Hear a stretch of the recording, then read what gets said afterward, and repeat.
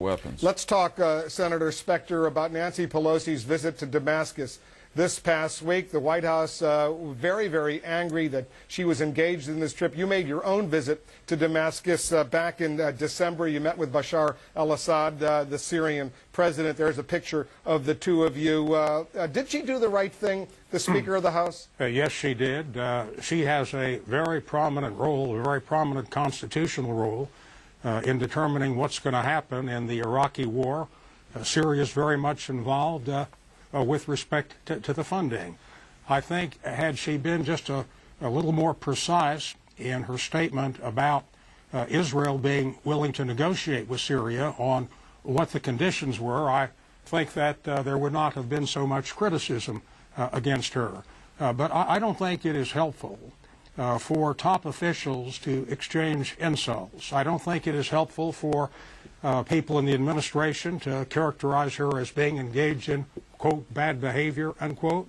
I don't think it's helpful for replies about a tantrum, although you can understand a reply with provocation. But I believe that Assad can be negotiated with. I've made 14 trips there, Wolf, in the past 2 decades, and have been able to be helpful in a number of situations which I can document. And I think opening discussions with Syria are very, very important. And I'd rather Condoleezza Rice did it, but if not, it's up to Speaker Pelosi and Arlen Specter and others. What about Senator Lieberman? What do you think? I respectfully and strongly disagree with Arlen Specter and with Nancy Pelosi. I believe her visit to Syria was a mistake, that it was bad for the United States of America and good for the Syrians. And I say this because Syria, we're in a war. We're in a war against the Islamist terrorists who attacked us on 9/11/01. Syria is a state sponsor of terrorism. But they had nothing to do with 9/11. They have, let me tell you what they've got to do with what we're into now. The Bashar Assad Syrian government has allowed terrorists and arms to flow across its country into Iraq that are being used to kill Americans today.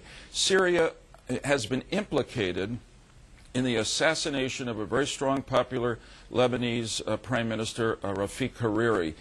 Syria is supporting Hezbollah, which is trying to unseat our ally, Senora, in Lebanon. Syria is supporting the terrorist group Hamas against our allies in the Fatah Palestinian movement, and of course Israel. The administration, in all fairness, people in Washington should know, if they don't know, that the administration has been trying in many ways in diplomatic discussions with Syria since 9/11 to get Assad to change his behavior, and he has not. When Nancy Pelosi goes there, she sends a message of disunity. She legitimizes. So I assume that you disagree with Senator Specter's decision. I want Senator Specter to respond. Why do you think Senator Lieberman, Senator Specter, is wrong? Because I believe in the maxim of hold your friends close and your enemies closer. President Ronald Reagan declared the Soviet Union to be the evil empire, and immediately thereafter he undertook negotiations with them. Look, Assad is not a Boy Scout, but we have to deal with him. He's there. And in my conversation with him, I think there are ways to get him to stop arming Hezbollah and to stop arming Hamas. They came on the brink of a solution to the Golan Heights in 1995 and again in the year 2000. And that was done by active negotiation that President Clinton engaged in.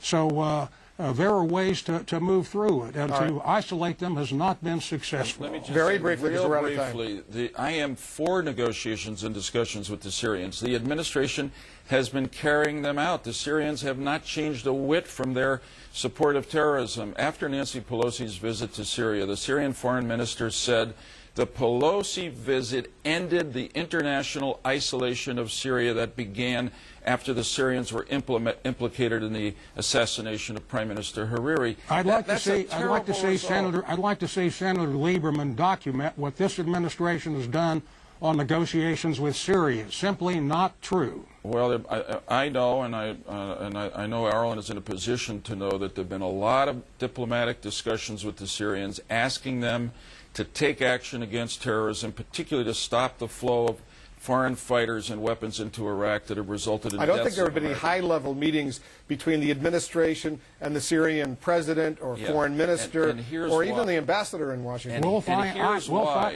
I'm in a position to know, and there just haven't been meaningful negotiations. Here's what. Syria wants the Golan back, and Israel may well be prepared to give Syria the Golan back.